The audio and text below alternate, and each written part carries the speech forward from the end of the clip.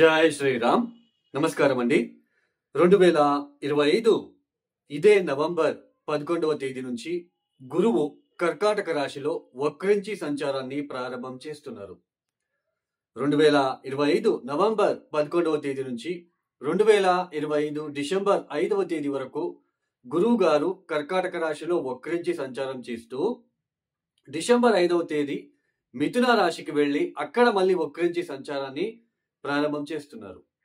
అంటే కర్కాటక రాశిలో వక్రించడం నవంబర్ 11వ తేదీ బిగిన్ అయితే 2026 మార్చ్ 11వ తేదీ మిథున రాశిలో వక్రత్యాగం చేస్తున్నారు. ఈ ఏదైతే వక్రీ గురుగ్రహ సంచారం ఏదైతే ఉందో ఈ వక్రీ గురుగ్రహ సంచారం వలన ద్వాదశ రాశి వాళ్ళకి ఎలాంటి ఫలితాలు రాబోతున్నాయి అని ఒక్కొక్క రాశి గురించి మనం తెలుసుకుంటూ వెళ్దాం. ముఖ్యంగా ఈ ఒక సంవత్సరంలో 2025 మే 14వ తేదీ గురువు గారు వృషభ రాశి నుంచి అంటే వృషభ రాశిని వదిలిపెట్టి మిథున రాశికి వచ్చి సంచారాన్ని ప్రారంభం చేశారు మే 14వ తేదీ.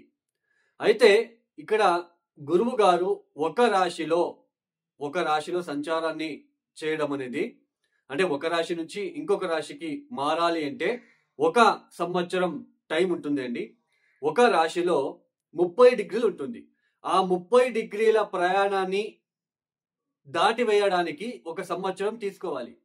అలాంటిది గురువు గారు ఈ 2025 సంవత్సరంలో అతిచార మార్గంలో తొందరగా 30 డిగ్రీలని కేవలం 5 మాసాలలోనే పూర్తి చేసుకొని నెక్స్ట్ హౌస్ కి రావడము, కర్కాటక రాశిలోకి ఎంట్రీ అవ్వడము, అక్కడ ఒక 20 డేస్ ఉండి మళ్ళీ అక్కడ వక్రించి వెనక్కి సంచారాన్ని చేస్తూ మళ్ళీ మిథునానికి వెళ్ళి మళ్ళీ అక్కడ వక్రించి సంచారం చేయడం అనేది ఇది చాలా అంతవరకు మనకు ఆల్రెడీ తెలుసు. గోల్డ్ మీద మనము ఇంపాక్ట్ ఎలా చూస్తున్నామో, గోల్డ్ మీద బంగారం ధర ఎంత పెరిగిందో మనం ఆల్రెడీ చూస్తున్నాం. ఈ అతిచార సంచారం అనేది 2033 వరకు ఇలానే కొనసాగుతూ వెళ్తూ ఉంటుంది. అంటే గురువు గారు 5 మాసాలకే నెక్స్ట్ హౌస్ కి రావడము, అక్కడ ఒక 20-25 డేస్ ఉండి మళ్ళా వక్రించడము, మళ్ళా 25 డేస్ తర్వాత వక్రిస్తూ వెనక్కి వెళ్ళడము. సో ఇలాంటిది 2033 వరకు ఉంటుంది. సో మనం ప్రాపంచిక ఆర్థిక వ్యవస్థ మీద కావచ్చు, గోల్డ్ మీద కావచ్చు ఎలా ఇంపాక్ట్ చూపించింది అనేది చూపిస్తా ఉంది అనేది మనం చూస్తున్నాం ఆల్రెడీ.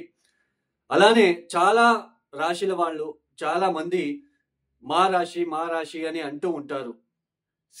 గురు బలము శని బలము ఏది వచ్చినా కూడా అది ఎండాకాలంలో వర్షం వచ్చి ఆగినట్టుగా ఉంటుంది. సమ్మర్ సీజన్ లో వర్షం వస్తే ఎక్కువ ఉపయోగం ఉండదు. అంటే మన జన్మ జాతకం కూడా చాలా ఇంపార్టెంట్. ఇప్పుడు గోచరంలో గురువు గారు వక్రిస్తున్నారు. సో కొన్ని రాశుల వాళ్ళకి గురుబలం తగ్గుతుంది, కొన్ని రాశుల వాళ్ళకి గురుబలం పెరిగినప్పటికీ వక్రించడం అనేది అంతగా మంచిది కాదు. అలానే మీ దశాభుక్తి ఏం జరుగుతా ఉందో అది చాలా ఇంపార్టెంట్. ఆ దశాభుక్తి ఎలా మనకి ఉంటుందో దాని మీద ఫలితాలు అనేది ఎక్కువగా ఉంటుంది, ఎక్కువ శాతం ఉంటుంది. రాశి ఫలితాలు అనేది గోచారంలో జరుగుతున్న ఒక ప్లానెటరీ ట్రాన్సిషన్ వలన మాత్రమే మనం చెప్పుకుంటున్నాం. ఇక్కడ ఎవరి ఇండివిజువల్ జాతకం కూడా నేను ఇక్కడ చెప్పడం లేదు. ఓన్లీ గోచారంలో ఈ ఒక గ్రహాల స్థితిగతుల ఒక ఏదైతే ఉంటుందో గ్రహాల మార్పులు, వక్రించడము, వీటి వలన ఏర్పడే ఇబ్బందులు కావచ్చు, పాజిటివ్ కావచ్చు, అది చెప్పుకుంటున్నాం. ఒక్కొక్క రాశిలో లక్షల మంది ఉంటారు, అందరికీ ఒకే ఫలితాలు ఉండవు, ఇది గుర్తుపెట్టుకోండి. ఇక అలానే ఒక ప్లానెట్ ఒక ఇంటి నుంచి ఇంకొక ఇంటికి అంటే ఒక రాశి నుంచి ఇంకొక రాశికి మారినప్పుడు అష్టక వర్గ బిందువులు ఎన్ని ఇచ్చారో ఆ హౌస్ కి అనేది కూడా మనం చూసుకోవాలి, లేదంటే మనకి ఫలితాలు అర్థం కాదు. ఇక ఒక రాశి గురించి మనము చెప్పుకుంటూ వెళ్దాం. సింహరాశి వాళ్ళకి, ఈ సింహరాశి వాళ్ళకి ఆల్రెడీ అష్టమ శని ప్రారంభమైంది. అష్టమ శని అనగానే చాలా మంది భయపడుతూ ఉంటారు. అష్టక వర్గ బిందువులు అష్టమ స్థానంలో ఎన్ని ఇచ్చారు, మీ జన్మరాశి నుంచి అష్టమ స్థానంలో శని ఏదైతే మీనరాశిలో సంచారం చేస్తున్నారో అక్కడ అష్టక వర్గ బిందువులు ఎన్ని ఇచ్చారో చూసుకుంటే అర్థమవుతుంది. ఇలా అష్టమ స్థానంలో శని కూర్చొని డైరెక్ట్ దశమ దృష్టితో పంచమాన్ని చూస్తారు. పంచమ అంటే మన ఆలోచన విధానము, మన తెలివితేటలు ఇవన్నీ రిప్రజెంట్ చేస్తుంది. సంతానము, కౌటుంబిక విషయం, ఆర్థిక విషయాలలో ఇవన్నీ రిప్రజెంట్ చేస్తుంది. అష్టమ శని వచ్చినప్పుడు వాటి మీద ఇంపాక్ట్ చూపిస్తుంది. అయితే 2025 మే 14వ తేదీ గురువు లాభస్థానంలోకి అడుగు పెట్టారు. ఎప్పుడైతే లాభస్థానంలోకి అడుగు పెట్టారో అప్పటి నుంచి ఈ సింహరాశి వాళ్ళకి ఏదో తెలియని సమ్ పాజిటివ్ చేంజెస్, ఆర్థిక విషయాలలో సడన్ ప్రోగ్రెస్, మీ ఆలోచన విధానంలో మంచి ఫలితాలు రావడానికి అలా మిమ్మల్ని తీసుకెళ్తూ వస్తూ ఉంది. ఇక్కడ అష్టమ స్థానంలో శని కూర్చొని ఆయన కూడా పంచమని చూస్తున్నారు. లాభస్థానంలో గురువు వచ్చినప్పుడు ఆయన కూడా పంచమని చూశారు. సో అష్టమ స్థానంలో ఉంటున్న శని వలన ఆ గురువు చూడడం అనేది ఇబ్బందులు తగ్గాయి.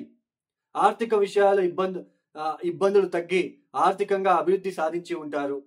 ఉద్యోగంలో అభివృద్ధిదాయకంగా ఉండడము, సంతానం విషయంలో అభివృద్ధిదాయకంగా ఉండడము, ఏదో సమ్ హ్యాపీనెస్ గా జీవితం సాగుతూ ఉన్నప్పటికే గురువు తొందరలోనే అతిచార మార్గంలో తొందరగా ఆయన నెక్స్ట్ హౌస్ అంటే కర్కాటక రాశి, మీ జన్మ రాశి నుంచి వ్యయస్థానానికి వచ్చేశారు మొన్న అక్టోబర్ 18వ తేదీ. ఎప్పుడైతే అక్టోబర్ 18వ తేదీ ఆయన వ్యయస్థానానికి వచ్చారో అప్పటి నుంచి అగైన్ సింహరాశి వాళ్ళకి ఖర్చులు పెరగడము, ఆరోగ్యం విషయంలో బ్యాక్ బోన్ కి సంబంధించింది కావచ్చు, స్టమక్ రిలేటెడ్ ఇష్యూస్ కావచ్చు, డైజెషన్ సిస్టమ్ లో ఇబ్బందులు, సరిగ్గా వేళకు భోజనం చేయలేకపోవడము, ఉద్యోగంలో ఇబ్బందులు, వృథా ప్రయాణాలు, శరీరంలో ఏదో బద్ధకం లాగా అనిపించడము, ఇలాంటివన్నీ మీరు ఫేస్ చేస్తూ వస్తున్నారు. అయితే నవంబర్ 11వ తేదీ మళ్ళీ ఆయన 12వ స్థానంలో వక్రిస్తూ సంచలనం చేస్తూ డిసెంబర్ 5వ తేదీ లాభస్థానంలోకి అడుగు పెట్టబోతున్నారు. వక్రించి లాభస్థానంలోకి వెళ్తున్నారు. ఈ డిసెంబర్ 5వ తేదీ వరకు 12వ స్థానంలో వక్రించిన గురువు వలన అగైన్ కొంచెం స్పిరిచువల్లీ ఎక్కువ ఆధ్యాత్మికంగా ఉండడము, ఆ ఆరోగ్య విషయంలో ఇబ్బందులు, ఆర్థికంగా ఎక్కువ ఖర్చులు పెట్టాల్సిన ప్రమేయం ఏర్పడము, ఇలాంటివన్నీ మీరు ఫేస్ చేయాల్సిన ప్రమేయం ఉంటుంది. కొంచెం నిద్రాహీనత, కొంతమందికి ఎక్కువ నిద్ర రావడము, ఇలాంటి సిచ్యుయేషన్ కూడా ఎక్కువగా ఉంటుంది. ఎప్పుడైతే డిసెంబర్ 5వ తేదీ లాభస్థానంలోకి వెళ్ళి ఆయన వక్రించి సంచారాన్ని ప్రారంభం చేస్తున్నారో అగైన్ ఇక్కడ మళ్ళీ ఆదాయ మార్గాలు తగ్గడము, ఎందుకంటే వక్రిస్తున్నారు లాభస్థానంలో, ఆదాయంలో ఎక్కడో ఒక చోటు తగ్గడము, మీ ఆలోచన విధానంలో బాగా మెంటలీ టెన్షన్స్ పడడం లాంటిది, డబ్బు విషయంలో ఎక్కువ టెన్షన్ పడడము, నేను ఏం చేయాలి, ఏం చేస్తే నా బిజినెస్ ఇంప్రూవ్మెంట్ అవుతుంది, ఇలాంటి ఆలోచనలు ఎక్కువ మీరు పడుతూ ఉండడానికి ఛాన్సెస్ ఉంటుంది. ఆర్థికంగా కొంచెం టఫ్ సిచ్యుయేషన్ కొంచెం ఫేస్ చేసే ఆస్కారాలు, మిత్రులతో కొంచెం విభేదాలు లాంటివి కూడా ఫేస్ చేసే ఆస్కారాలు ఉంటాయి. కాబట్టి ఈ లాభస్థానంలో వక్రించిన గురువు వలన ఇలాంటి సిచ్యుయేషన్ ఈ సింహరాశి వాళ్ళకి ఆదాయం తగ్గుతుంది. ఈ ఎక్స్పాన్షన్ చేయాలి, బిజినెస్ లో ఏదైనా ఇంప్రూవ్మెంట్ చేయాలి, ఎలా చేయాలి, వీటిలో ఎక్కువ మీరు ఆలోచన విధానంలో మీరు చేసుకుంటూ వెళ్తారు. మార్చి 11వ తేదీ తర్వాత ఆయన మళ్ళీ వక్రతగం చేస్తారు, మళ్ళీ ఆదాయ మార్గాలు మీకు పెరుగుతాయి.